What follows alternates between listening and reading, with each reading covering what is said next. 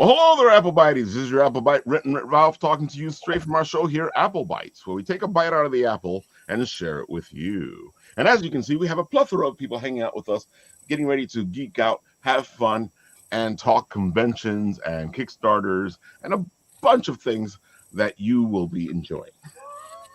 I was going through Bitten Apple withdrawal last week, Rafael. I have to say, no written, no Bitten Apple. I was like, oh my God, what am I going to do with my I got to say, it was interesting last week to not have either show, because usually we have at least one or the other show. Definitely always the written. But my daughter got sick, and I was trying to figure out how well she was. So I was keeping an eye on her, and that kind of canceled everything. I took a nap on Wednesday and everything, just. Nap time. Folks, it is a blast because Russ from Game of Tunes has started his Blitz. Yeah, it's a tongue twister there, folks. And of course, we love those little contests that Russ puts on here on the show. And wait till you see the ones he's put together this time, just for you guys. Here we go. There go the new Blitz. It is, of course, the beginning of season 2. And what happens is that one of these will be turned into one of the new ones that he has, which is the magnets that are a blast to play around with. And that's what this will be. So what you do right now is you go on as he's releasing things, and he will be releasing all these characters he's doing. Like, let's show a couple off here. One of them is our friend Mickey over here. And he'll be releasing the characters. And what you do is here in the comment section, you tell him who you think is going to win. And if your character goes all the way to the end, and you have to do this before the contest starts, then you will win one of these beautiful Blip chips.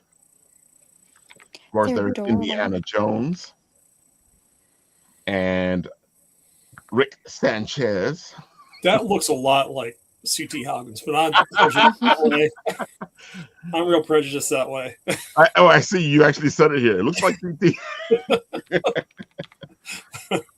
Oh my God. Omni-Man. Cobra Commander.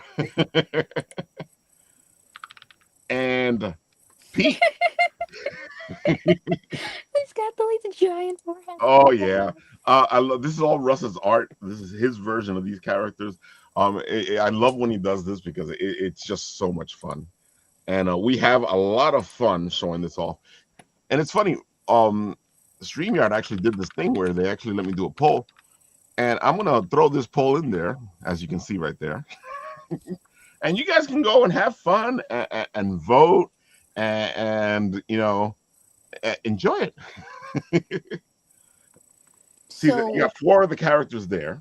You got Mickey Mouse, Indiana Jones, Rick Sanchez, and Omni-Man. Who will you be voting for? Are we gonna see them in like a bloodbath and stuff like that, fighting each other? Is that the type of thing this is? If so, I'm hyped. If not, I'm still hyped. It is kind of a bloodbath only because we take it seriously and we root for our characters. And we start fighting in the comment section. Oh my God. I want to see like the train scene, but it's Omni-Man holding up Mickey Mouse. That'd be funny. In this art style specifically. Ooh, I'm looking forward to this. We always have a lot of fun with it. It's Game of Tunes. I'm going to take the... Hold on. Let's go over here. Because he does the whole thing here on Instagram, and he does it in the stories section. That's where you're going to be voting for. In his stories, as each one fights each other, you'll be voting to see who wins. And of course, here on Bitten Apple, we will be sharing that with you. Well, based on just, past experience and, the whole 9 yards between character development, there's only one true winner in this whole thing. I don't care who it is, but Indiana Jones beats everyone's ass every time. So is that who you're choosing? Agreed. I thought you were going to go with Rick Sanchez because he looks like CT. Well, yeah, my heart is for Rick because it looks like CT, but Indiana Jones is going to kick everyone's ass. So it's all right.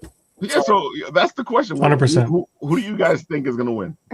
I believe in giant forehead Peter Griffin.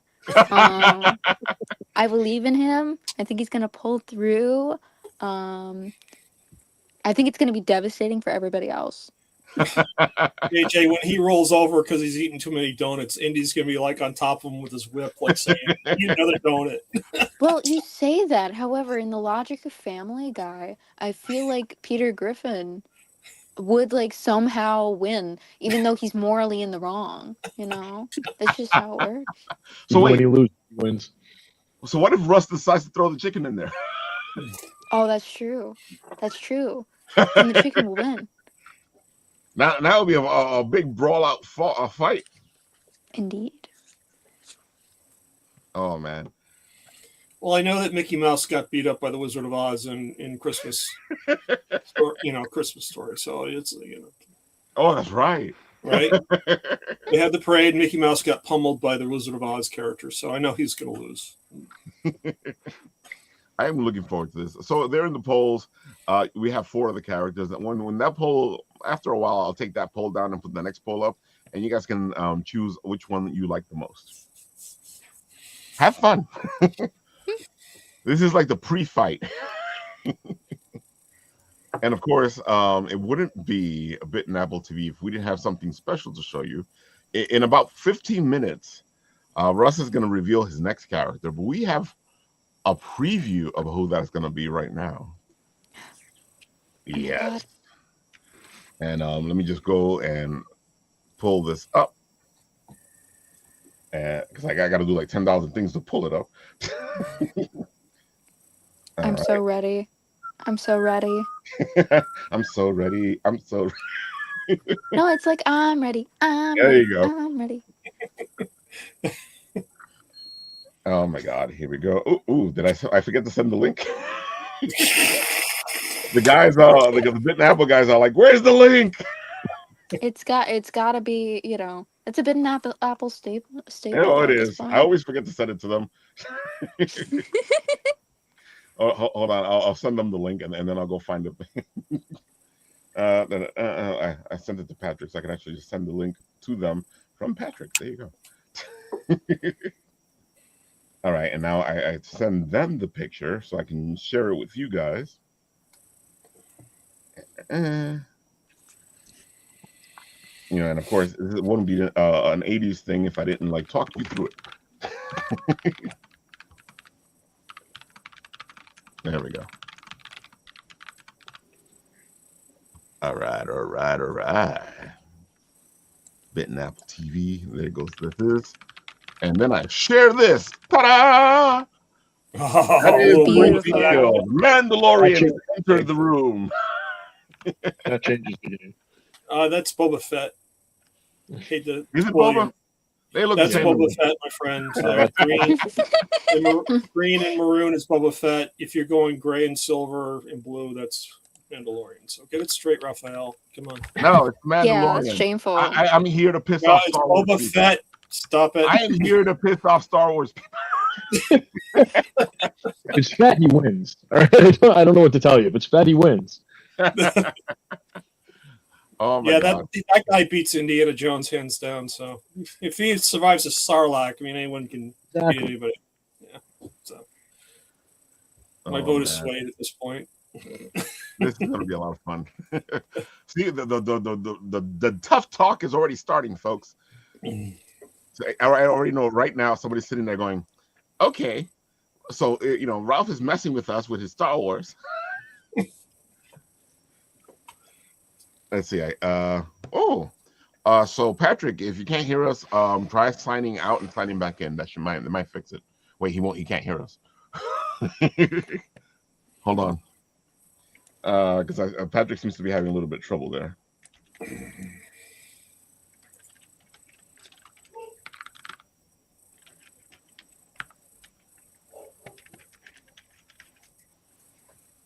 Okay, there you go. Thanks.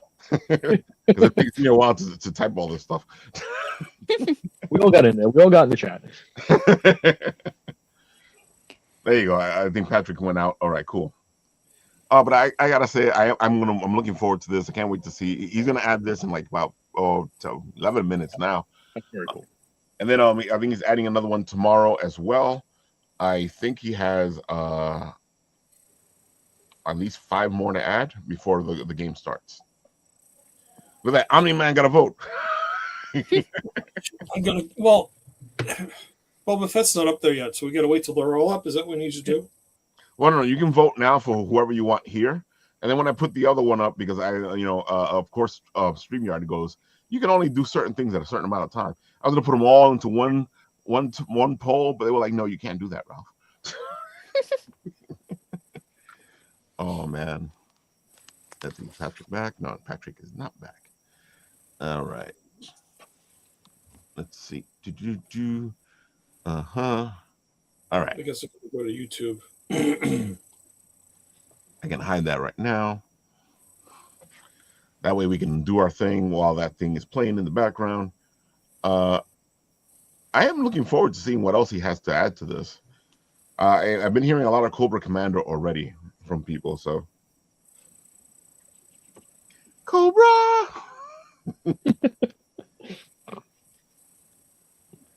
All right, let's see. I think Patrick's having a little trouble coming back in.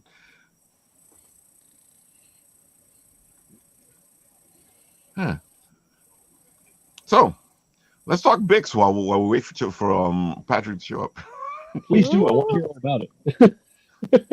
Oh, that's right. Chuck is going to be his first time. So JJ, since you know a little bit about Bix, why don't you tell the audience what Bix is? All right, so BIX stands for Brooklyn Independent Comic Showcase. It is an annual show in Industry City, hosted by the lovely St. Mark's Comics. That is all independent comic book creators, and I believe over 400 vendors, and it gets bigger every year. Oh, definitely. With a ton of panels and really cool art and stuff like that, cool people. And guess what? It is completely free to enter. Free! That's like the best type of show and you don't have to pay for. Exactly. Folks, we love the free shows here, and Bix is an amazing show. If you like indie comics, if you like the indie scene in general, this is the place to go. It is a true indie show. There goes Patrick. There we go.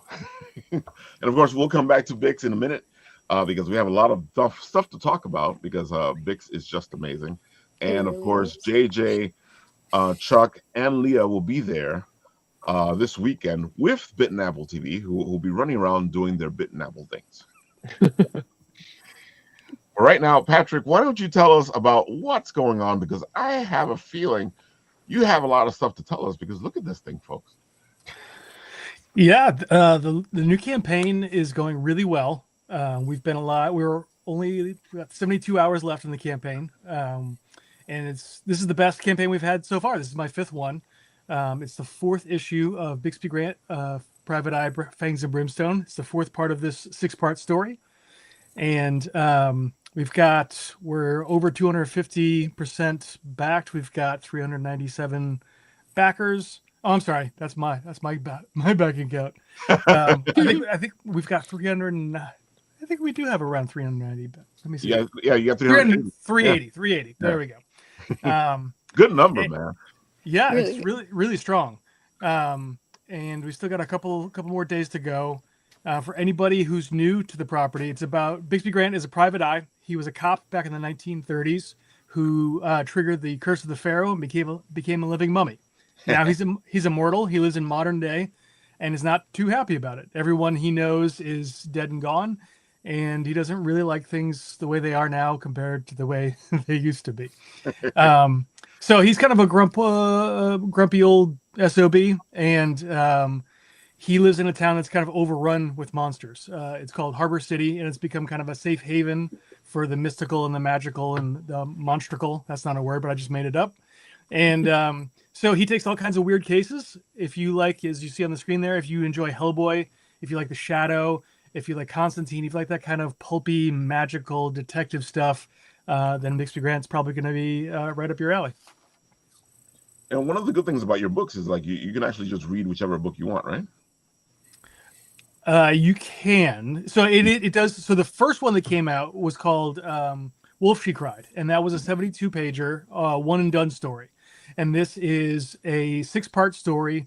You kind of, I mean, you could pick it up and read it wherever. What I try to do is kind of like what they used to do in comics. They don't do it so well anymore, which is every comic you pick up, you can figure out either from context clues or from what's being told to you on the first couple of pages, what's happening. So yeah, you could pick this up from right here. You can also come in, and if you want to get the whole story, we have a new reader catch-up tier that you can get, both digital and physical. So you can get all 4 issues of Fangs and Brimstone, plus the 72-pager that I just mentioned. We also have a lot of great add-ons. What we're looking at right now is Zombie Town. That is our backup story. So we've got Zombie Town. another story that takes place in Harbor City, starring one of our supporting characters, Detective Marisa Ramirez, who is a friend. Well, I say friend loosely because Bix isn't the friendliest of people, but she's a good acquaintance who gets along with Bix, and she's investigating the disappearance of her father, who 20 years ago just went into the night and disappeared. And she found out that he was last seen going into the section of town that's about a 5 square block radius that's just been walled off after it had a zombie outbreak 30 years ago. And people didn't want to deal with it, so they just put up a wall and said, forget it. So she's ventured into Zombie Town and is now facing off against Don Scarpino, who's the head of Il Cosa Morta, the undead, the mafia zombie. Or zombie mafia, rather. Nice. I love how you're intertwining and putting all these things together. It just makes it so much more fun, and it gives it like a whole different feel because a lot of people know these monsters. They know the wolf right. and the werewolf and the vampires and the zombies, but not like this. Yeah, I tried to make it more of a mashup, right? So I do have each of the Universal monsters kind of represented. Bix is obviously the mummy. Diego, the rockabilly vampire, is my Dracula. I mean, he's not kind of a blood-sucking evil creature, but he is a vampire for sure. And then I've got not in this story, but in the first story, I had Baron von Wolfenstein, who is my werewolf, my wolfman, and I also had Doc Stein, who is a gun-toting. He's a scientist, a mad scientist, sort of, who also wanted to be a gunfighter when he was a kid. So he's a crack shop, but he's also an ace scientist. And he put the brain of his sister, who was dying, into a robot body. So that's kind of my Frankenstein's monster.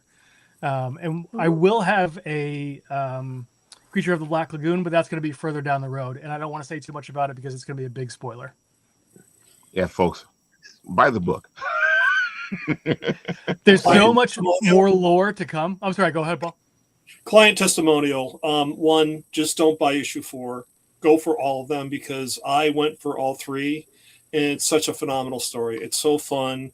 The artwork's amazing, and it's just like you can't just read from issue 4. You got to start at the beginning and really appreciate it because the story's great and the artwork's great, and it's very much like a film noir. Detective, but all supernatural, which is really cool. I got to say the same thing, folks. Thanks, Paul. You really have to read this because it feels like those pulp books that you would read in those days.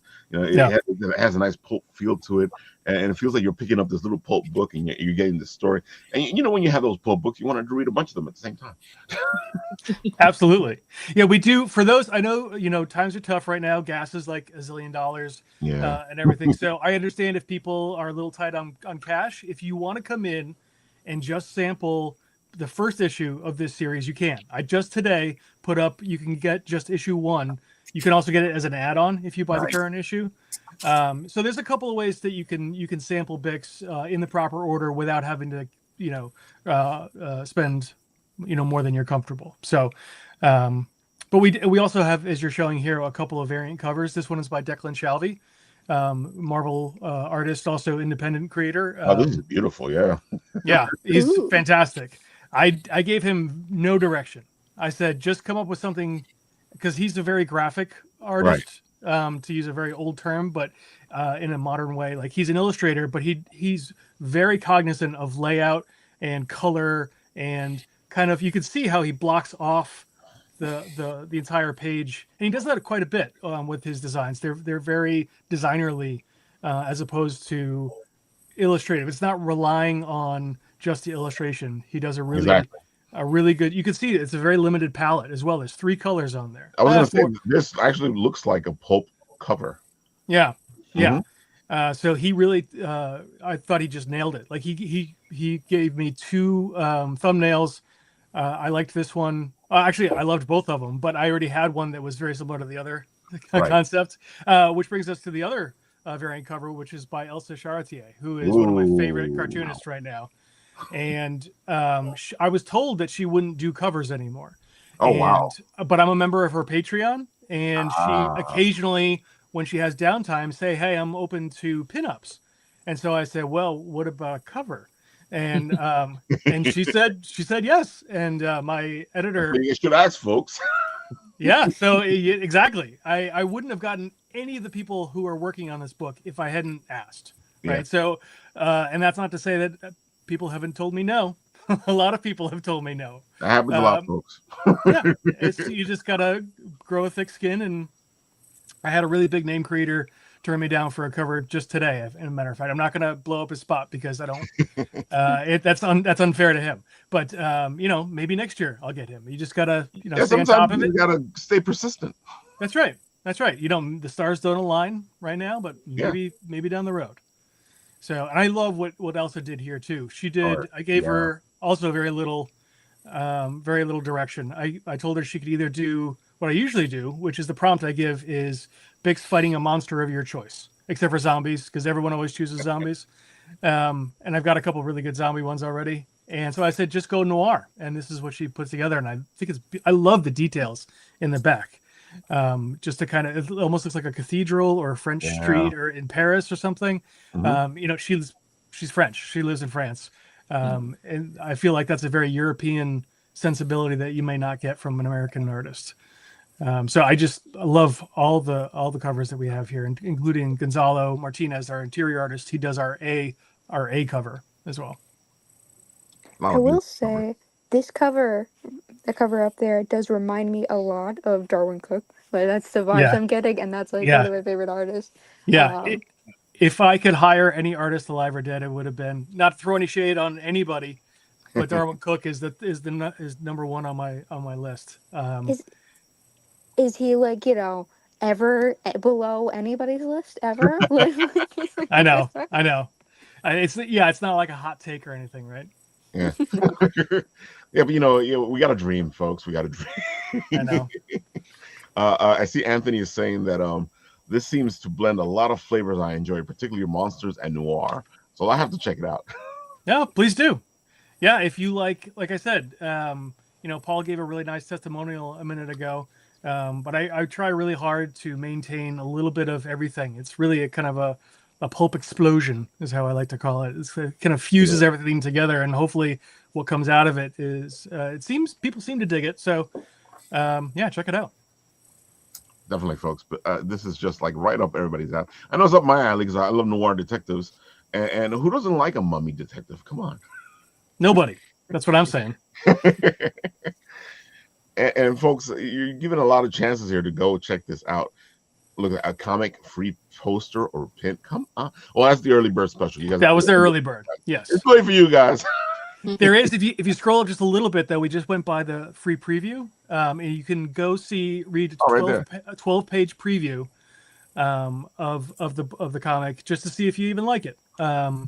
Because I realized, if it's new to you today, you may not have seen any of the other pages. So this way you can go in, sample a little bit of the first issue, which sets up the whole story, and just see if you like the tone and the characters. And inside that PDF are links back to the campaign too, if you get a little lost, because it does take you off to another site. I gotta say, I like when people do this because it gives people a chance to really check it out, because I know sometimes people are very wary of checking things out. And folks, you got a lot of chances here to check things out. Yeah, we've got several pages of the current issue right here on the site. we've got the 12-page preview right there. You can get digital copies pretty cheap here. You can also get the digital catch-up as well. So there's a lot of ways to grab. We also, I didn't mention this yet, we've unlocked 9 of our stretch goals. So you're going to get a whole bunch of both digital and physical backers will get all of the stretch goals except for the sticker. Obviously, I can't make a digital sticker, but there are pinups, there are case studies, or not case studies, case files, which are Bix won't ever write anything down, but years ago he told a bunch of stories to his old partner who did transcribe them. So with each campaign, we have a new case file that's usually a pretty old. Kind of a cold case, if you will, that he talks about from years ago. So we've got one of those unlocked. We've got 4 beautiful pinups.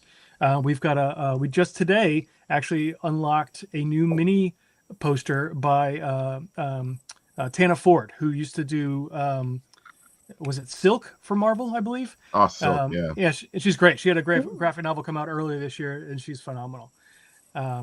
So yeah, there's a lot of great stuff. So if you back, you're not just getting the book, you're getting a whole bunch of other great stuff. Oh, look at these pencils. Oh, we have a few different sketch tiers. We have a pencil sketch tier, of which I think there's still 3 available. We have, I think, 1 or 2 inked sketches, and then we have maybe 1 color sketch left. Those went pretty fast. Nice. Yeah. Gonzalo is a great artist. Yeah, thank you. He lives down in Chile, and I've been working with him now for four years. And we vibe really well together, and I think it shows on the pages. Every issue, I think, gets a little better because we know what each other's strengths are and how to work a little better with each other. And Heather Antos, our editor, is also awesome and really knows how to get the best out of everybody. So myself included. Like, I think the story would probably be, 30% of what it is. Right. If it weren't for, having a really great editor guide me through this whole process. So hats off to Heather and Gonzalo. There's 2 Gonzalos on the book, actually. There's Gonzalo Martinez, who does the main Bixby Grant story, and there's Gonzalo Ruggieri, who does the art on Zombie Town, which is a very different feel, but also really great in its own right. And I have to mention Arthur Hesley, who does the colors, because he really puts a stamp on this. That I think is not present in some of the other books that I've worked on or done in the past. He's also kind of blown up since we started doing this a few years ago. He was just starting out, and now he's working for Marvel. He did Thunderbolts last year, and he's doing the upcoming Alias series. Nice. And he's really awesome to work with as well. So it's an all-star team. I consider myself very lucky. And again, I just asked. And luckily, everyone agreed, and here we are several years later. I gotta say, I know we talked about this last time you were on the show, but the color scheme, it still feels noir, but at the same time, it's colorful. Yeah, which noir sometimes isn't. Yeah, that's all Arthur. I showed him a few pieces of inspiration, of course, including Darwin Cook. And also Greg Smallwood and some other pieces from like Human Target. I don't know if you guys read the Tom King, Greg Smallwood Human Target series that came out 2 years ago, maybe. But I loved the color. Greg Smallwood I believe he did the color, or if it wasn't him, it was Dave Stewart. But it's got a very kind of painterly, bright pastel, but still kind of 1960s, late 50s noir. So it works. I honestly don't know how he does it, but it works really, really well. I'm impressed. I've been impressed the whole time. It's just so interesting to see it done differently, because you get so used to the black and whites or the black and reds or the black, red and whites. Yeah. Well, we needed to do something. Gonzalo tends to not put a lot of ink on the page, and not that that's a detractor. That's just his style, and I knew that going in. And so we knew we needed to do something to give it that kind of nighttime. It's kind of like Batman the Animated Series, where it's just always nighttime. Yeah. And so we wanted that feel here as well. But like you said, with a little more. This is a horrible word, but pizzazz. A little more vibrancy, right? And I think that the colors really do that very well. Let's see. I'm a huge fan of noir comics. Comics are such a great medium for those kinds of stories, and this one looks great. Thank you so much. Yeah, see, you got your fans out there looking at this, but we are fans love it. here. And that's why I was like, I got to get you on the show. We'll figure it out. Yeah, you're always great about having me on. I really appreciate it. Oh, Been a no. great backer since the very first one. Dude, we're gonna have you on now, and then we're gonna bring you back when I do my detective show because I'm gonna try to do it again. Ooh, I awesome. tried to do it before, but I love detectives, folks, and we're gonna have him on. Let's do it. This looks great. Should we play your video? Sure, absolutely. Let's go back over here. Let's go to the videotape, folks. Here we go. Everyone's favorite mummy detective is back. After 4 Kickstarter campaigns that delivered like gangbusters, Bixby Grant returns in the upcoming Fangs and Brimstone, Issue 4. Bixby Grant is a hard-drinking, chain-smoking, gun-toting private eye who takes no guff.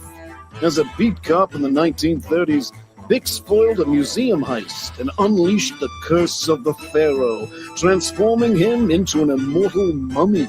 Today, he solves crimes no one else can in a town lousy with mystical and monstrous no-goodniks. Bixby Grant's latest case heats up as the celebrated 6-issue supernatural mystery series continues. The clock's ticking in Harbor City. If the cult started by Bixby Grant's brother completes a 5th ritual killing, they don't just spill blood, they open the door to hell. To stop it, Grant chased a ghost, tore his arm clean off, threw a cat burglar off a rooftop, and had his mind cracked open by a 9-year-old witch. Now he's on the lam with Diego, the rockabilly vampire, and the night ain't over yet. But Bix can't get his head straight. Ancient history with his turncoat brother tosses him into the clutches of the monster underworld and into a secret lair beneath the streets of Harbor City. The latest chapter by series creator and writer Patrick Coyle features art by Gonzalo Martinez and colors by Arthur Hesley. And it's edited by Hugo Glad and Eisner Award winner Heather Antos.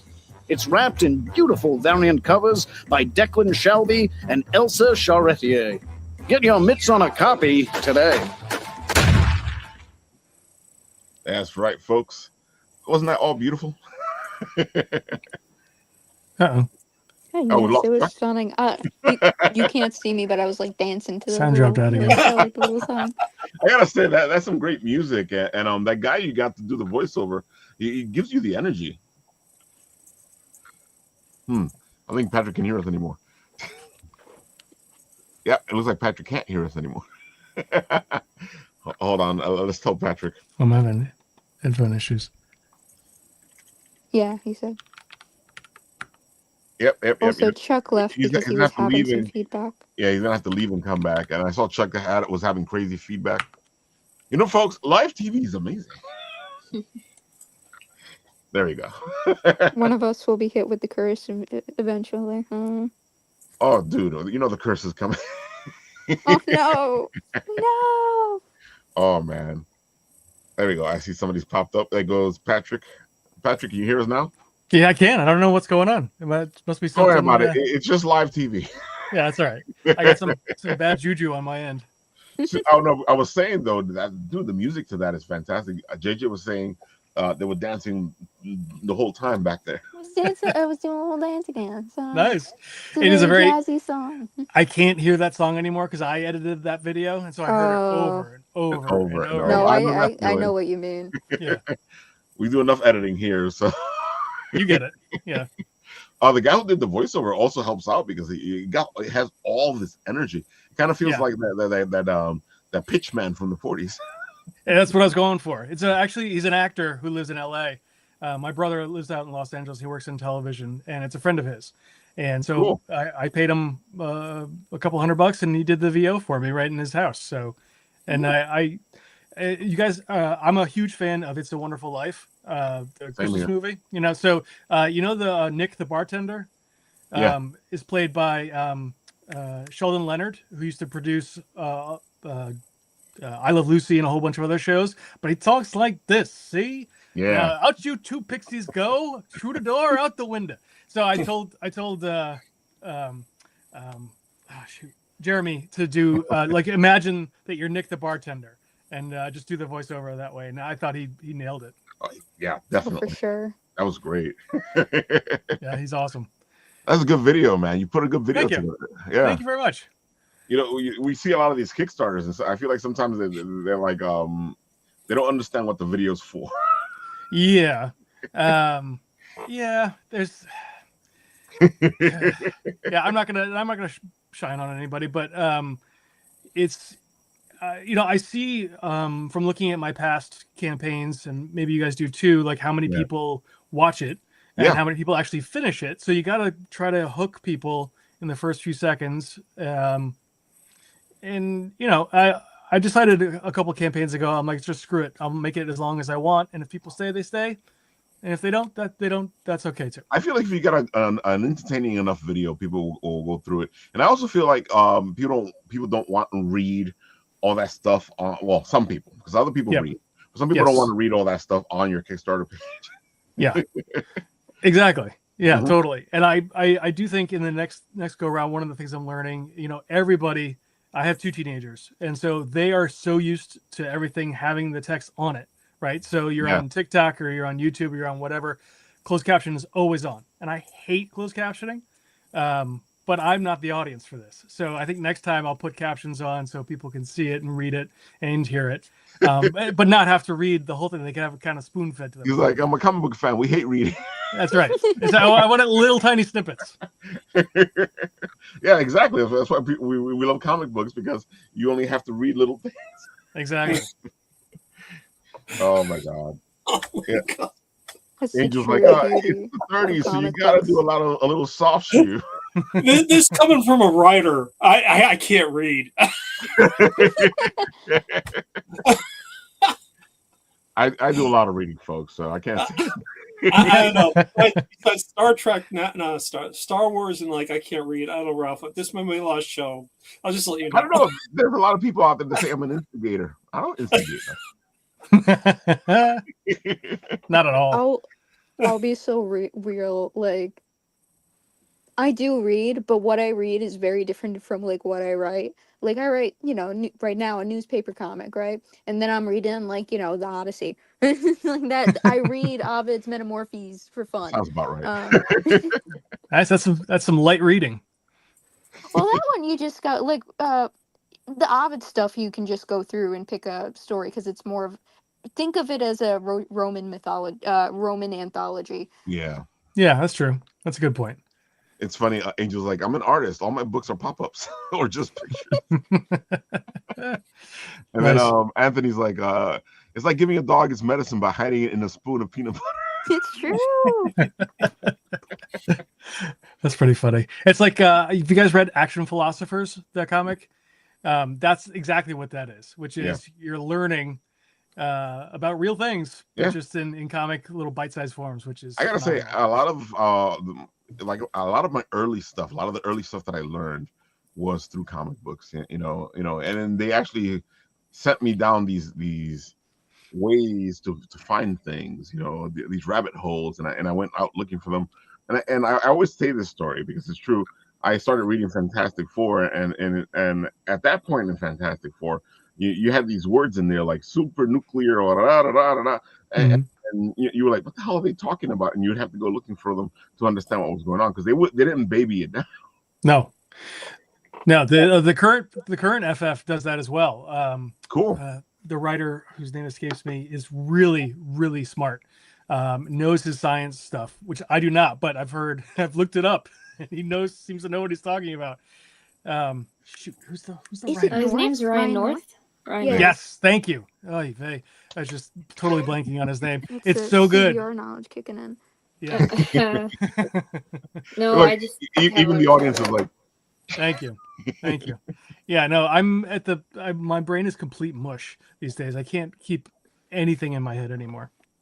It's funny. Angel's like, can we get a cameo of Raph as a detective in one of these books, speaking in writer jargon? Just because, you can actually get that from the professor up there, because I am a character in his thing, and I am also. See that. I'll play the video in a bit so you guys can check it out. Awesome. All right, so JJ, why don't you tell us all about you, what you do? Give us the spiel as you head into Bix. All right, so I am JJ Ortega. I am a New York-based cartoonist, um, and I do the series Broadcast Beagle. It is about a little beagle named Babe who was experimented on in a laboratory, but then the lab went bankrupt. So now he has to do odd jobs to pay rent. I sell mostly mini comics when I go to shows. So, like I do a lot of local shows throughout the year, and one of those local shows is Bix. Um, my first year vending anything was last year, and I did this show, and I had an amazing time. Just filled with amazing people, amazing vibes all around, and I'm really excited to be going back this year, especially because I'm going to be officially tabling, sharing a table with my friend, Right. Leah Bernstein over here, who is an Hello. amazing comic book artist. This is um, her first convention, and also debuting a new comic. So Yeah, Leia. She gave Uh, you a good talking, so go for it. go for it. thank you, JJ. So I'm Leia. Also go by Karudi's online, and the comic that I'm sort of debuting at Bix is The Stranger. You can see little snippets of it on the Instagram as well. It's sort of like a surreal sort of slice of life thing about the titular stranger, this kind of muscle, this is sort of like skinless guy, and sort of just about like the how it feels to kind of be like exposed and the sort of awkwardness you'll encounter like all the time. And then of course just like other pieces of art I post here and there. I need to be more consistent with it. But yeah, I actually went to Bix last year with JJ. I just was helping out the table on the first day though, and then now I'm officially I guess like sharing with them. That's a good way to start sometimes because it's really overwhelming to do by yourself. I can tell you that much. Oh yes. I was the second day without her. That was very overwhelming. So her helping me out last year was great, and also just like very fun, very fun. I love your style. It looks good. This one here looks beautiful. Thank you. Yeah, I'm that's gonna nice. Yeah, thank you. I'm gonna That's have that one as awesome. a. Oh, sorry. I love that. That's great. yeah. Thank you. I kind of styled it after I forget which specific Sienkiewicz piece it was, but like I have I have like one of his art books like on my shelf. He's like one, and of course Electro Assassin like on me. Yeah. He's honestly fantastic. I almost met him because I used to work at CBR and I got a press pass like with my job and everything. Cool. And I got to go to Comic-Con for free this year, and I almost met him. And then an assistant told me I had to pay $40, and then I'm like, oh, That sounds never about right. mind. Working card these days. But I can see your how he inspired you. You can see Thank it in you. this. Even though Definitely. this looks completely like your own piece, because this is just amazing. Hmm. You know, do you find because your book is more of a zine, right? I don't know. I don't know. I would say it's more of a straightforward comic book, just like collection Just a of black and stories. white comic. Okay. Yeah, Yes. yeah. The cover, I can turn my camera on. I can show it. The main reason I don't have my camera on is because I just have the lights behind me, and so it's like. Don't worry about it. I can see you're kind of blurred out, but you can show it off. Yeah, but this is the physical. The camera's inverted, but like this is the physical edition of it. This Okay, is cool. what it looks like on the inside. So color, I printed through Mixum. They were pretty good to print with generally. I got it to me very fast.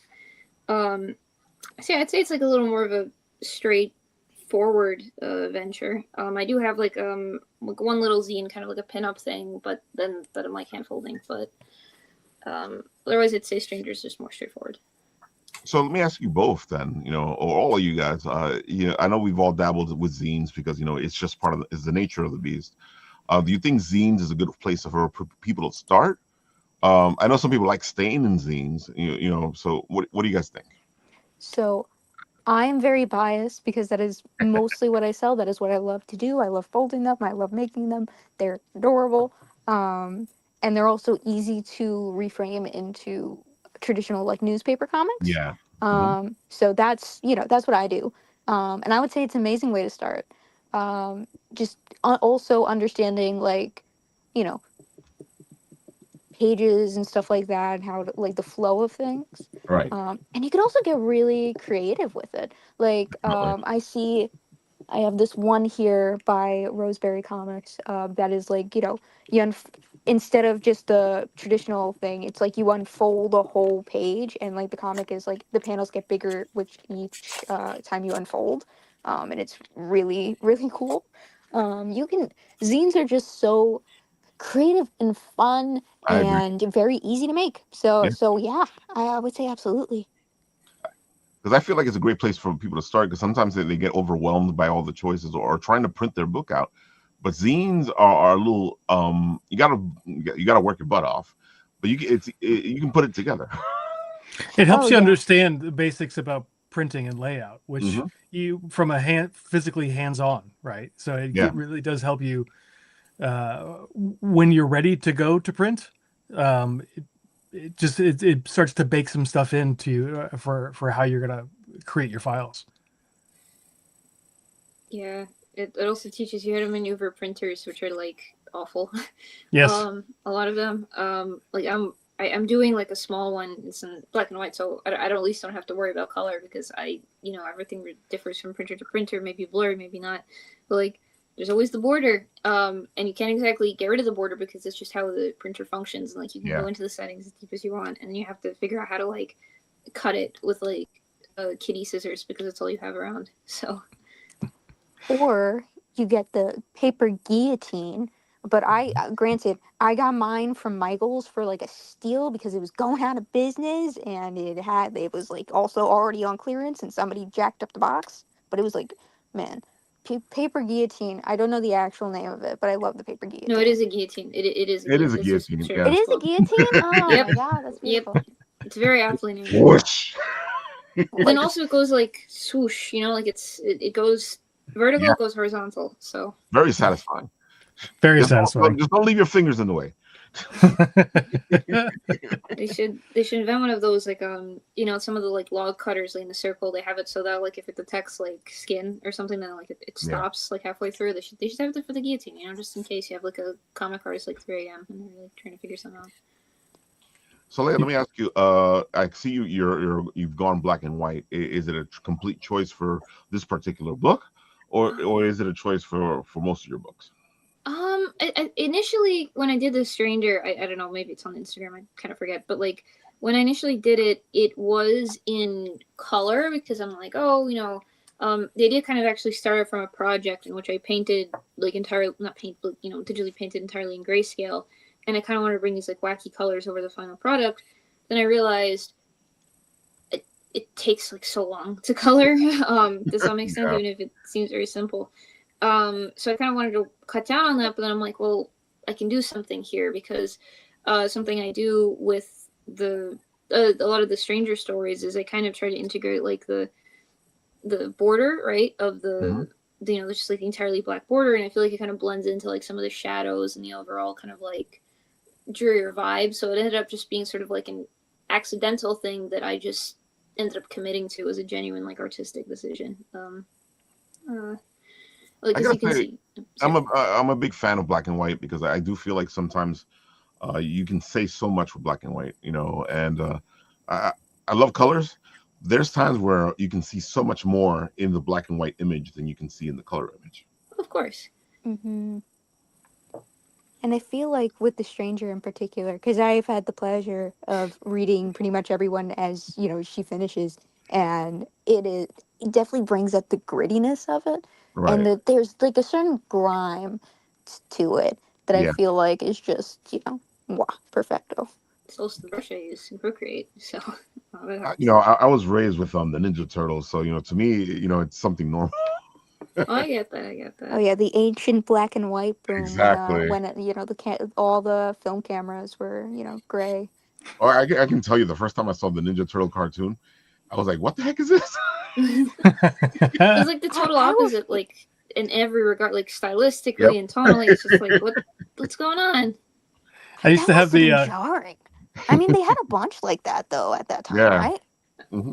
There was also a Dark Horse Alien series back in the mid to late 80s. That was all black and white, and a lot of Zipatone and stuff, which it was so moody and pretty awesome. But yeah, that was the golden age, I feel like, of even back then. Dark Horse was doing black and white. Yeah, I was ready to call the corporate office. I'm like, these aren't the Ninja Turtles.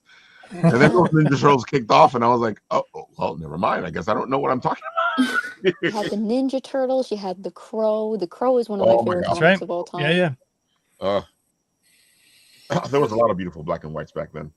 It was also one of those ways where as an indie creator, sometimes you had to go because you couldn't afford to do the coloring. But at the same time, I always find that what ends up happening is that when you have limitations, you get more creative.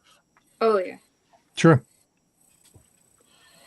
I don't know, like some of my favorite comics, because like I ended up just kind of leaning into them a lot more as I went on with Stranger. Like some of my favorite comics, like stuff like by Lynn Ward, for example, or like Matt Wagner. With Grendel, because Grendel's like definitely just one of my Grendel. favorites.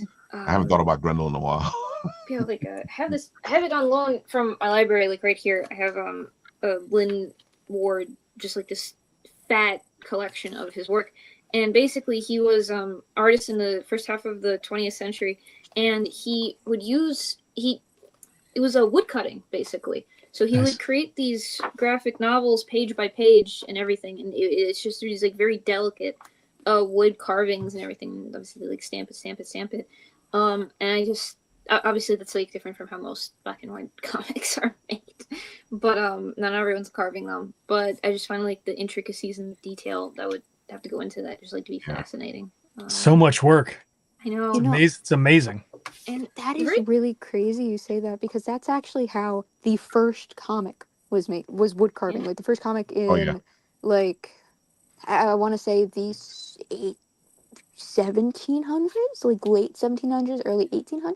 Yeah. Was made through wood carving and before the revolution, definitely. Yeah.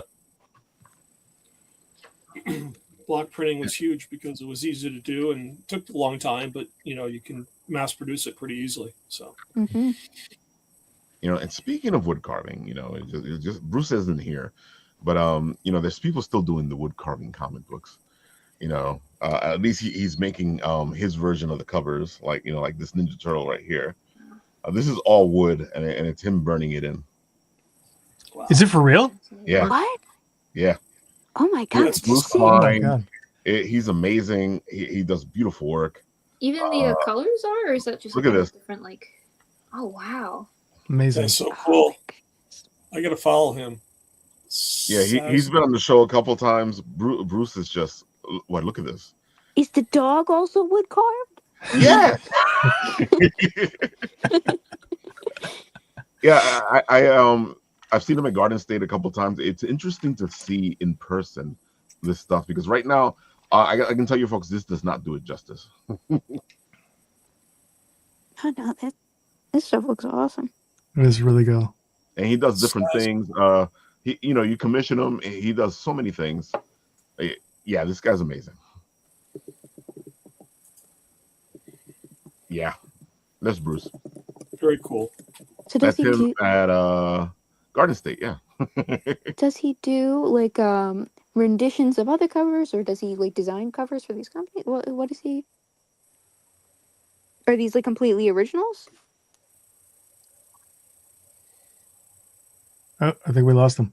Oh, he died. He's He's dead. They got him. Call 911. Call 911. Come back. You think he's still going and he doesn't realize he's gone? I think so. No, he's gone. He's gone.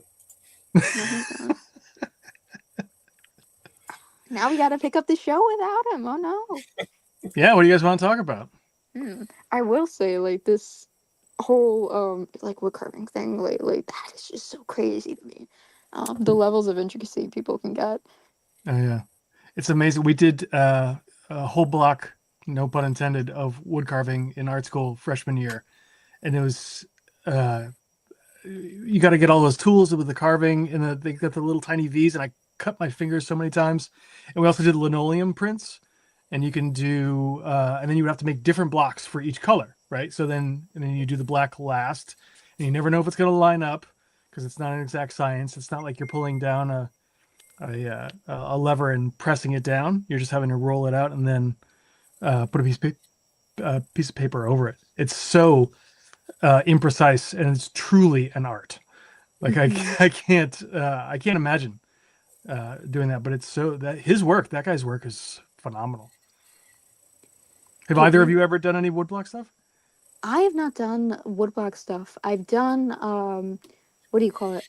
With like erasers and stuff like that material, like stamping. Okay. Yep. There, he's back. He's alive. He lives. I was gonna say, like, as soon as it happened, I was like, I knew my turn had to come sooner. I guess I'm next. Oh right? no! Everyone's gone but me. So see, at least I'll have everybody to can look feel over my better. back It's to not see just if you there's a guys. serial killer there. I don't know, like a signal serial killer. Yeah, picking us off one by one. Exactly. Oh I hope Bruce is Bruce. Now I'm thinking about Bruce because we were just talking about his wood stuff. I hope Chuck's okay because he hasn't come back. Oh no! I'll reach out to him as we keep talking. I gotta say, so folks, we are going to Bix. Bix is fantastic. We go every year. It's an amazing event. You like indie comics, you like indie artists, you like indie whatever, this is the place to be. You will find it here. If you're looking for comic books that you're not going to find anywhere else, this is the place to find it. And of course, St. Mark's Comics is there if you want the other kind of comics. And I will also say, me and Leia's table is right at the front of the entrance. So we're at table Ooh. 37. We're at booth Yes. 37. I like the fact that they moved you forward. I think know. it's I because was we- no, we're right up front, and I was like, oh my god, like That's a good place to God, be. Yeah. Ainsley has blessed us. I think it's because we got the table, like we put in like the we filled out the form to apply like, within like the first like few days. I think like first 3 days. Lou's mic cut out. Huh? Or Am I cut out? No, I heard. I think everyone's still here. I might get closer. I don't know. Raphael's blinking. No, I You heard can tell you he's just not fine. frozen. Oh, sorry. There's a ghost in the machine tonight, man. Oh my Something's God. going on. That's definitely a ghost in the machine. You know what? It's the ghost of the chair that Jeffrey didn't get last time. Oh man, I gotta say my computer's acting up, so it could be that. So Yeah, we applied like really fast, and also got the early bird discount. So if you ever want to apply to, Is it an outdoor show? yeah, Oh, it it's- used to be. it used to be an outdoor show. Then, like 3 years ago, there was this big windstorm that almost knocked out all the tables. Oh no! So now they're inside. Oh god, that sounds horrible. Yeah, it's split against. They may have more, but last year it was split between two venues, so you actually could go downstairs and go to the next one. They were both on the fourth floor. It was cool. It was a really cool event. And that's cool. I'll have to come sometime. This one is going to be all on the same floor. It's 3 different rooms, but it's all on the same floor.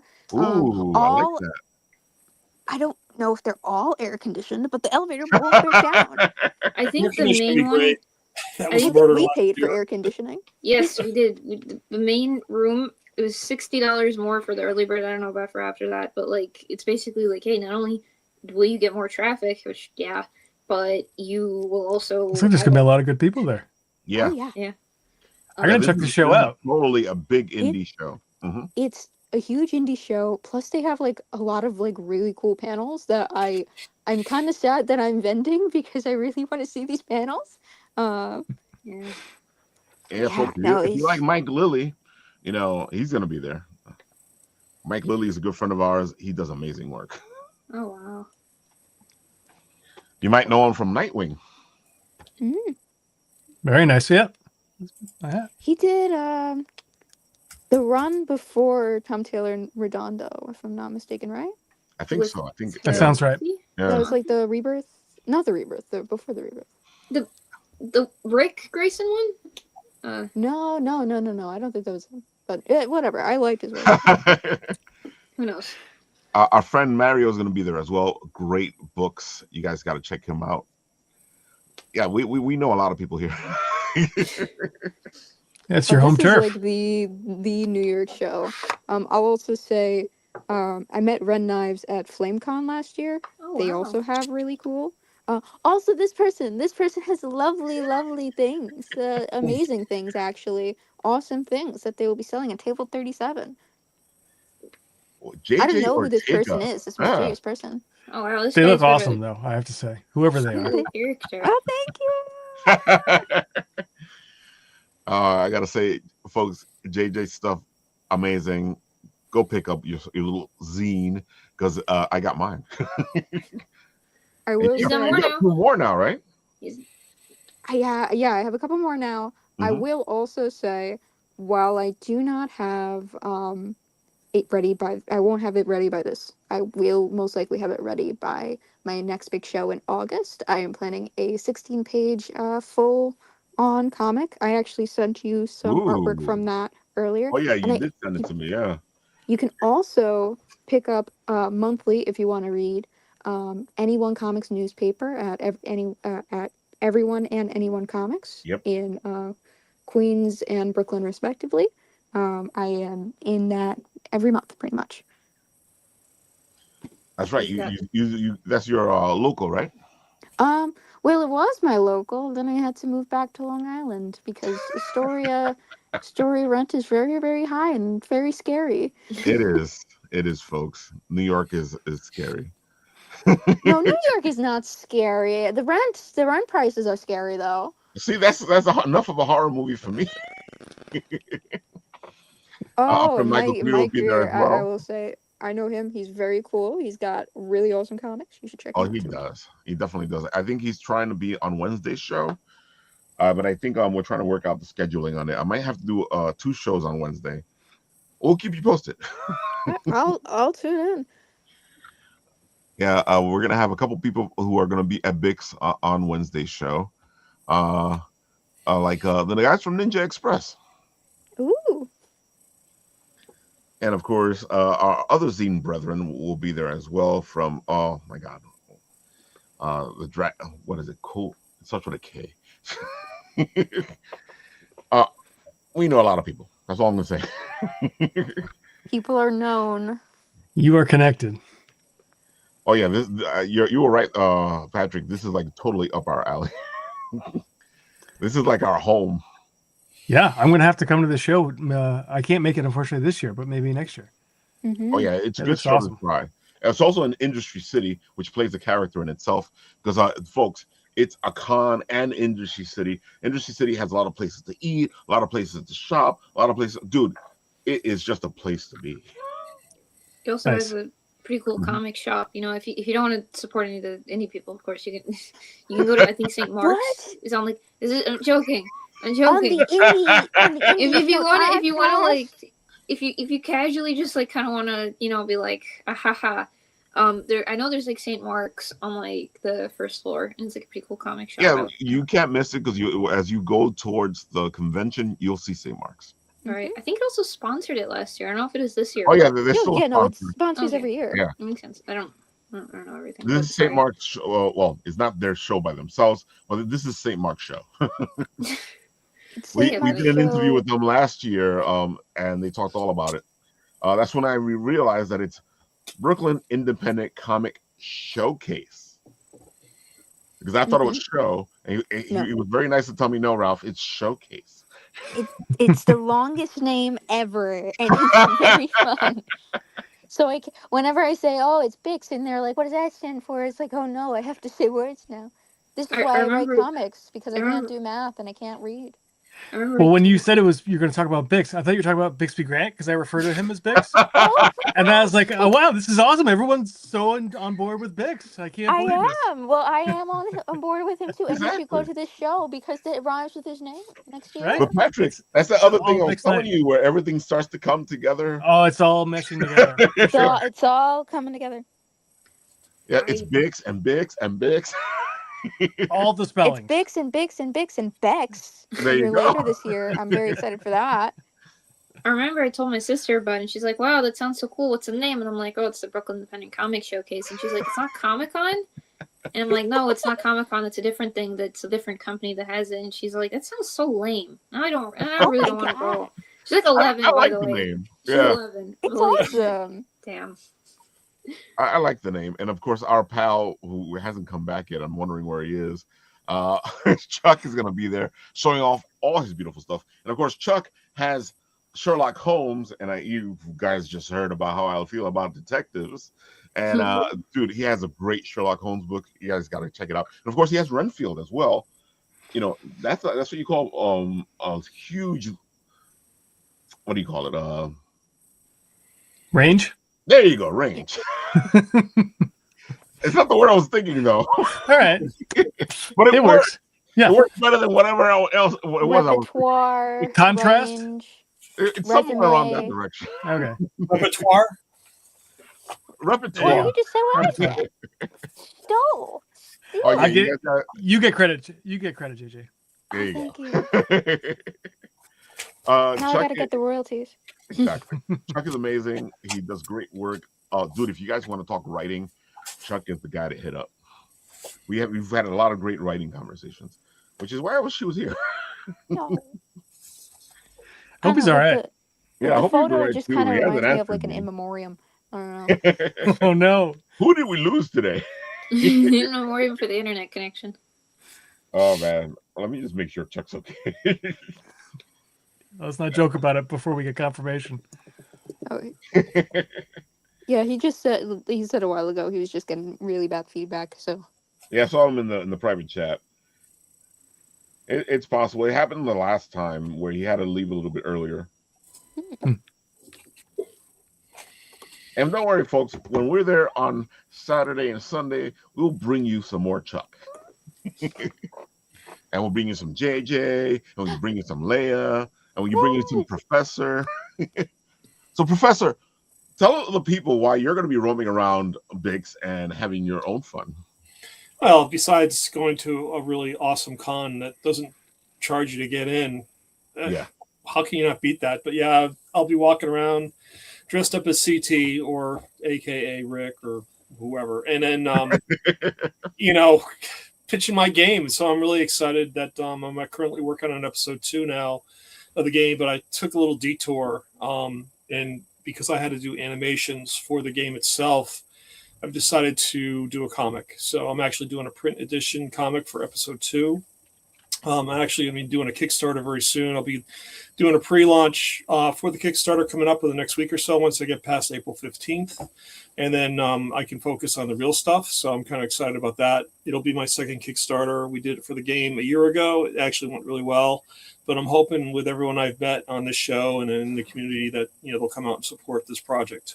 If I can give you guys a little taste of what I worked on. And there's a couple of pages posted on the site, but I can share something that I just finished up this weekend. Ooh, you're going to share some of the private stuff. Yep. I see, folks. I'm spoiled because I'm getting all this stuff while you guys aren't paying attention. So now you get a little bit of what I've been getting, right, Paul? Yeah. So just a little preliminary. This is going to highlight all the characters pretty much, and they're going to, in addition to doing, flying through Kansas in the interdimensional realm, transdimensional realm, excuse me, they're going to do a dungeon crawl. So if you're going to do a dungeon crawl through Chronolith's Fortress, you're going to need some weapons to go along with it. So Definitely. this is a page that I developed that starts off in the ready room for the GSTC, and we have all our tournament forcer agents at the top, and we got CT kicking them off and tell them this is what I'm going to give you to help out the dungeon crawl. So I developed all these weapons for the group. Tem chocks, essentially like temporal chocks, that are going to give to Amelia, and those are going to essentially fly off and cause temporal disruptions at the enemy and make them disappear into my version of the Phantom Zone. So they get kicked off into the temporal transdimensional realm. So kind of like Superman, but a little different. And then the gumshoe debilitator is going to be given to Nick, and that is actually a magnifying glass. It spits out blobs of bubble gum. Yep. And then the mag wrench is actually a positronic field emitter that's going to be given to Maisie, and that actually is almost like an area effect device that's going to blow him in his back and knock him on their butt. So it's kind of cool. And then the universal translator is going to be given to Togo so he can talk to everybody, which is fun. And I'm just having a blast with this. I mean, all the characters on the side here, you kind of get a lead into what they do. Amanda's really, talking everything from the 30s, like, thank you, Professor, you're the bee's knees. And so I'm coming up with all this jargon for her, and which is kind of cool. And the thing about Nick, which, I kind of lead into here because he is, a film noir detective. anything he touches turns grayscale, as well as anyone who's connected to that. So it's kind of fun. And then Maisie, of course, is getting the area effect wrench the mag wrench she gets, and then Togo gets his universal translator, but it actually has more power. But I'll lead into that as the issue goes on, which is kind of fun. I have a whole sequence between Togo and Nick. It's kind of like a Johnny Storm, Ben Grimm type of interaction. So it's gonna be a lot of fun with that. Nice. It looks great. Thank you. It's a passion. It's a killer. It's killing me, but I love it. I have fun doing it. Well, That's because every time we turn around, I give Paul an idea, or Paul gets an idea, and then he runs and does it. Like I said, every time I'm on the show, it's always something new with you. It's awesome. So it's I'm having a blast with this. I'm going to be doing Easter eggs throughout. I mean, I'm bringing my comic book experience to this and just in creating this, and I'll be doing a lot of features inside the book itself that, lay back to when I grew up, in the movies and the comics and everything. So it's just kind of fun that way, which is what I love. So when you're roaming around Bix, you might see this guy right here. Yep, I'll be there. Well, he will, not me. You just embody. You're the vessel. Right. I will say, I just had this realization that I didn't even it didn't even dawn on me before, and it should have. Last year you went and you were dressed up, and you were like one of the few people dressed up. And I remember saying to like Crow, I was like, "That's awesome! People are dressing up for this," and it's like, that's crazy. Full circle. Yeah, what I love about it is I'll dress up and then I'll talk to people. It just happened at tabletop. I talked with someone for like a half hour in SCT, and I came back like a half hour later in my regular clothes. And I was talking with him again. Was it Justin? And I said, "Hey, Justin, I really appreciate your work and the advice you gave me." He said, "I just met you." I said, "No, I talked to you for a half hour, just a half hour ago. I was dressed up as prospect." She goes, "That was you?" I said, "Yeah, it was totally me." It was great. This is how I know obviously she didn't meet you. She met him. So funny. This is definitely how I know Superman is real. I gotta make sure to put that in my book bag so I can take it to you. Yeah, so it's like Shadow made that piece for you. Oh yeah, you're gonna hold on that for 6 months like you did Francis's work. Oh no. I have it somewhere where I can see it. I'm making sure that you're getting that thing. Whatever. I'll believe it when I see it. Anyway, it's like, so we're working episode 2, which is fun. Like I said, the comic book's coming out. We're going to be doing a tabletop role-playing game as well after I get the comic book done. Yep. This is all leading to a pilot that I'm doing for my education program, History All Around Us. I'm really trying to tie in the whole gamified experience. It's going to be providing kids with solid education. We have a whole program set up using journals and presentation modules and all that kind of good stuff, but I really want to make it fun for them as well while they're learning history. And so I've developed this game engine based on somewhat of a Trivial Pursuit, but it also includes a lot of Dungeons and Dragons role-playing action. So again, it's all about making active learning for kids so they can get engaged and actually want to learn the historical subjects as opposed to getting bored to the tears with it. So, which is kind of fun. So, that's really cool. Thank you. Is your day job in ed tech?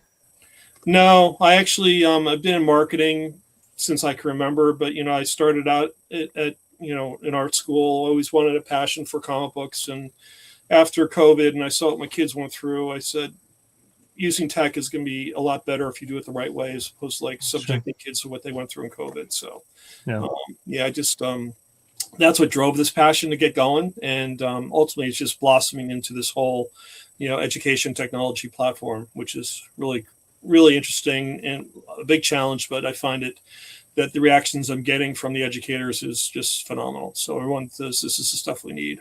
So it's just a matter of getting it out there and hopefully getting it tested and piloted, which would be really cool. Sweet. Thanks.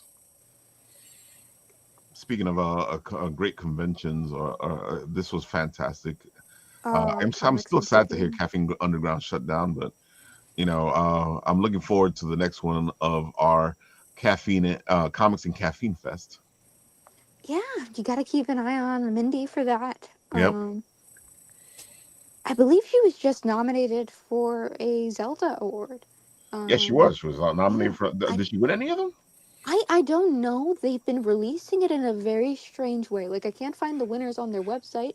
I believe they did the live stream on the 11th, Yeah, and they I did the believe they live stream announced on all the the winners 11th. there, and they just Speaking of which, our very own Matter Sorciere won for Best Series.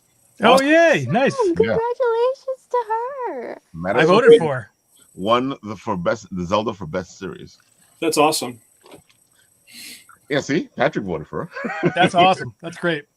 I I voted met for her first on this show. Yeah. 4 years ago. Oh, that's right.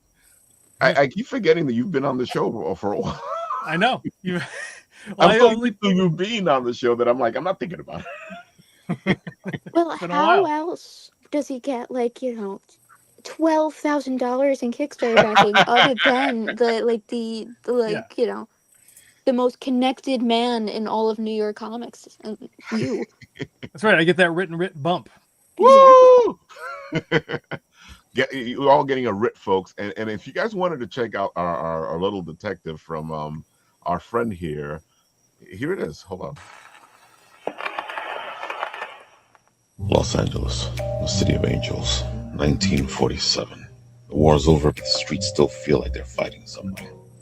Something sinister. The air is thick with the whiffs from Pan's 24, all-you-can-eat blue plate special, hot asphalt, and bad intentions. Neon signs buzz and flicker, casting purple and green halos into the puddles. Ripples that shift the wrong way, like the streets casting reflections of someone or something that should not belong here.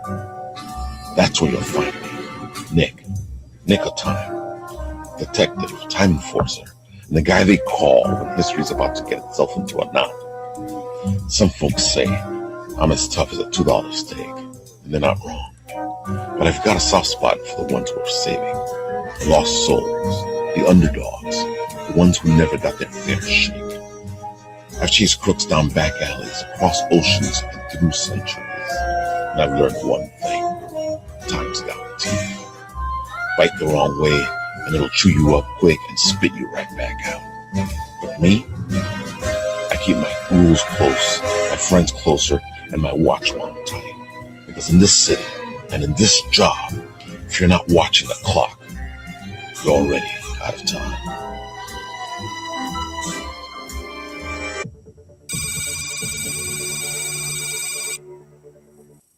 I love time enforcers, folks.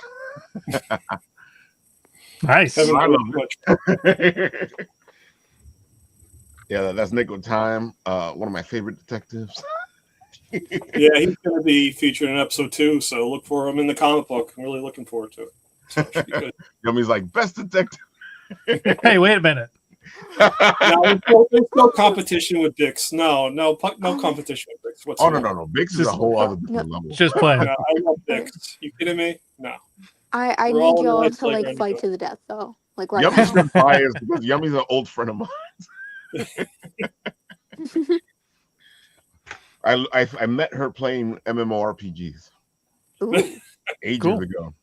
So that would be quite a while Yeah, ago. definitely.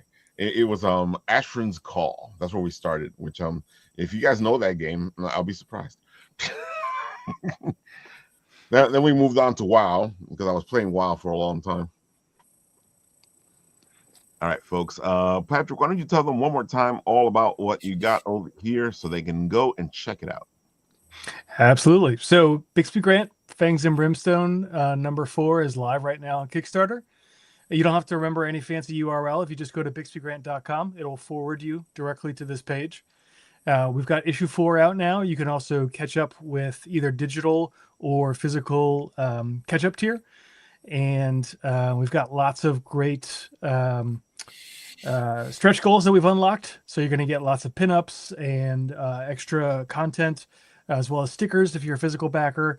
Both digital and physical backers get, I think, 9 out of the 10 stretch goals. But yeah, we're live for another 60 hours, something like that. Another 2 days, I'll just say that. And yeah, it's going really well. And hopefully, if you want to check it out, there is a free preview on there. So go take a look and sample it. And if you like it, maybe think about backing. And of course, I put the link in the comment section, so you guys go check it out. I don't want to hear that, Ralph, where's the link? I'm lazy. We're all inherently lazy. That's why I put it in there so they can go, oh, go check it out. Oh, cool. Ralph put it in here. All right, JJ, tell them where you're going to be, what's going on. Give them the spiel. Go for it. We're going to be at table 37 right when you walk in at Bix on April 18th and 19th later this week or next week. Or I forget time, but we're going to be there. We're going to be there, and we're going to be selling zines and comics, and just it's a great show. Free admission. Please come. I even got bookmarks that I'm making. Ooh. Cool. I'm So making it you're right now. giving us all the I have to swag. glue stuff. I didn't even know I had to glue stuff for bookmarks, but apparently I do. Folks, one of the reasons I like this show is that it starts at 11 in the morning, which means I can actually get some sleep and go to the show. Exactly. That is nice. Not me though. I gotta travel. Oh, me too. We're both Yeah, stuck you in guys are between. tabling, so it's different for you guys. Go ahead, Leia. Cabling, and we're from Long Island. So we get that LARR time. Hell, they are, and then you have to go through the subways that go at like 2 miles an hour. If that. Oh, I feel you, because that's what happens when I'm going to Long Island. Oh yeah. So Leia, go ahead and tell them a little bit about yourself and the fact that you're going to be at Bix, but we're already saying that. So go ahead.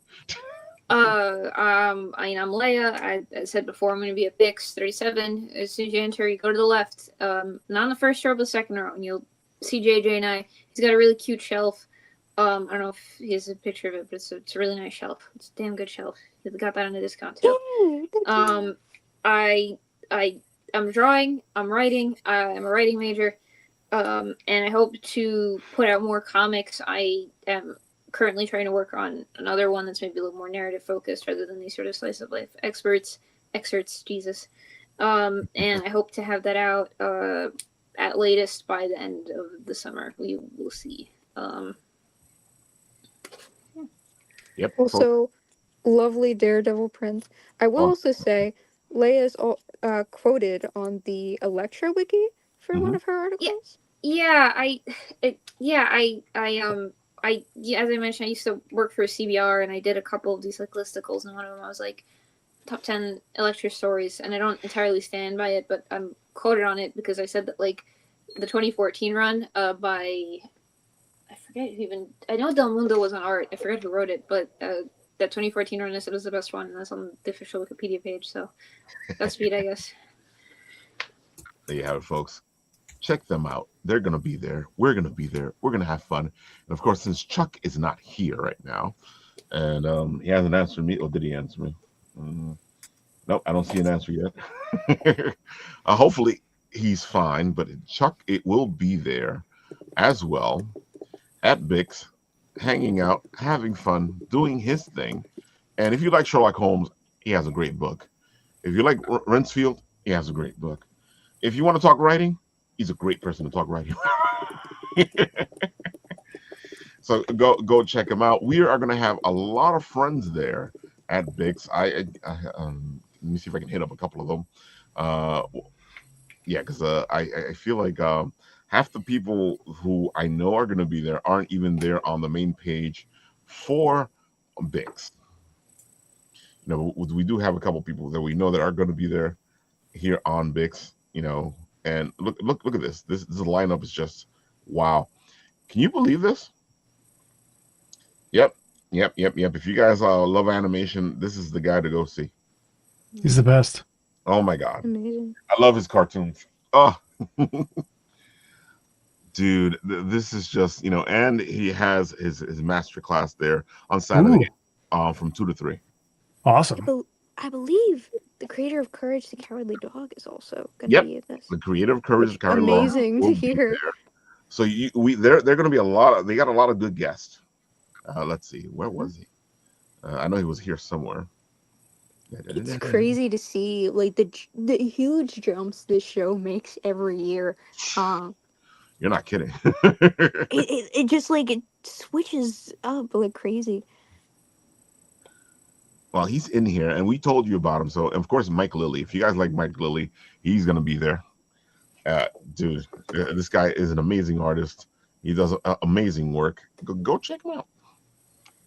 And of course, on Wednesday, we will have our pal here, if I can get the show right. Where is he? There you go. Michael Greer. He will be here on Wednesday if I can get the show to work. And of course, we will have James Parrish and JW as well, who will be there at the show. Hanging out. Let me see. Can I do the classy 80s thing and show you who I'm talking about? Yes, I can. Because everybody should be on my feed over here. There goes James. Classic 80s. I didn't know Instagram was around in the 80s. Well, no, Instagram wasn't, but the whole idea of typing and getting information. I forgot he has a private page. With James, he has a great book. It is fantastic. It's all about PTSD and depression. It's just an amazing little book. He just finished doing his Kickstarter recently. Yeah, and of course, JW. Let's see if there you go. JW Storytelling. Great books as well. He's going to be there hanging out. His fantasy book is fantastic, and he has a bunch of different books that you can check out as well. He's been on the show as well, and he will be on the show on Wednesday to talk about his wares. He'll be like, "Look at my wares."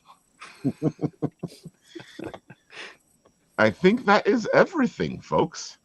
Yeah, I think so. Yummy's like, Ralph, we've known each other for over 25 years now. Time flies. Oh man, anything else anybody wants to say before we get out of here? Have a nice day. I mean, it's night though. It's Treat night. everybody well. Well, the day can be it's day somewhere. It's Someone's so waking funny. up right now. It's Someone's always waking up funny right to me because to me nighttime is the daytime because I am more of a night person. So I'll go to a store and go have a night day, and they're like, it's nighttime. I'm like, for you. That's ominous. It's like the implication is that you're like a vampire. Oh, that's what they thought for a while, that I was a vampire. There was a rumor and a legend. Oh my God, Ralph, I don't see you during the day, especially when I was working the night shift. And you sleep in that coffin. I sleep in that coffin. Yeah. And I like garlic. JJ and I have a friend who has like not a coffin but like a sarcophagus. Oh like, yeah. It's like the shelf thing. It's like No, he would have a sarcophagus bed if he wanted to. That guy's strange. No, he's not. He's not strange. I say that guy is strange as a lovingly. He says love. I say it lovingly, but yeah, I find strange as a compliment. I find weird as a compliment. Oh, that's right. Our friend Josh Rubin, his time sensitive is on time sensitive right now because it is about to finish in about 26 hours. Yeah. Man, look how good he's doing. He's doing well. Awesome. This is Oh, wow. Yeah. I believe I backed this. Was this the one you were advertising last time? Yeah, I think so. I think you did back. I backed I it. backed it on stream. It's only his second Kickstarter. Oh yeah, the only second Kickstarter. You should have seen his first one. It did really well. This one's doing way better than the first one. Did. Yeah. Yeah. We had him on the show. He talked all about this. This book is fantastic. If you like your time travel stories with a nice little twist, this is something for you to check out. You know what? I'll let him talk about it, and then we'll come back and end the show. Hold on. Okay, we are back. I'm Joshua Rubin. You may not know my name, but you know my work. Ezio, Clementine, the Destiny Grimoire. I have spent the last 15 years helping to build some of the biggest worlds in games. And now I'm doing one for me. Welcome back to Time Sensitive. For those of us just joining us, Time Sensitive is an existential, high-concept sci-fi thriller that is part adventure and part break your goddamn heart. The kind of brain twister that makes you cry like Severance, Interstellar, Everything, Everywhere, all at once. And if you like those like I do, you'll like this. In issue number 1, we met LAPD detective Caleb Stone, whose wife disappears at a gas station, and everyone tells him she's been dead for 6 years. His only hope? a mysterious teenage girl who says she knows why his wife was deleted. Now, issue number 2, the future gets darker. The conspiracy goes deeper, and Caleb has one chance to save his wife. And believe me when I say he will risk anything to do it. Over 850 backers believed in issue number 1. We funded at 465%, and the reader response has been amazing. Check this out. Holy crap. I've been sitting in the parking lot with groceries steadily getting warmer. I sat and read the whole thing. Another said, I'm here for the whole damn ride. Every episode, total no-brainer, not even a microsecond of thought. And then one fellow game writer admitted to me, I even started crying a little bit, explaining the story to my wife. Right? Our team is getting bigger and better. Portuguese artist Jorge Coelho, my partner on this project, is working at the top of his game. He is coming to issue 2, fresh off winning the Amadora Award for Best European Artist for his adaptation of The Great Gatsby. And joining us for issue 2, colorist Sarah Stern.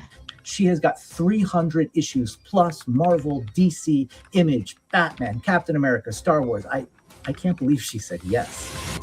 Okay, Kickstarter rewards. With issue number 1, you got to see the quality of our printing, to feel the soft touch covers that we send. This is important to us. With issue 2, we are coming back with another deluxe oversized edition with dozens of pages of back matter and a new bookplate illustrated by George, signed by both of us. If you're into variant covers, we have got 3 of the top artists in comics today bringing us new covers, including a Kickstarter exclusive from Philippe Andrade, one of the top European artists, not available anywhere else but here. If you've missed issue 1, don't worry, we've got you covered. You can get 1 and 2 together at a discount. And if you're into all the back matter, behind the scenes goodies, we have got bundles that have everything all together. So thank you, truly, for being here, for taking a risk on new voices in comics, for wanting stories that make you think and make you feel something and leave you desperate to know what happens next. This is issue number 2. Let's do this.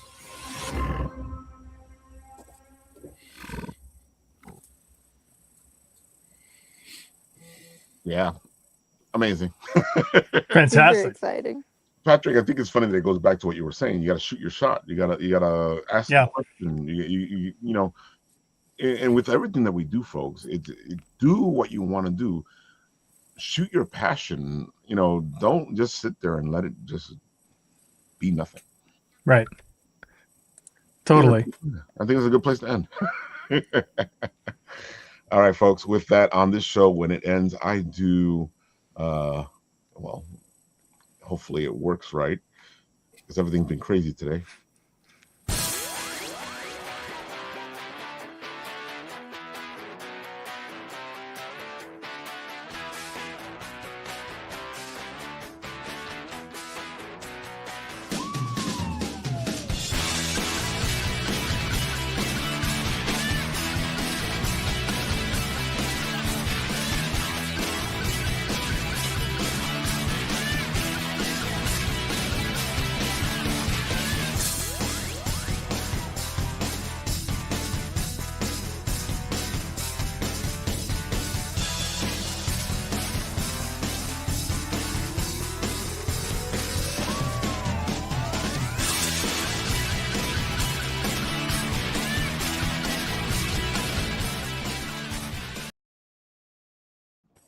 Yeah, folks, get out of here. What are you doing? Go, leave.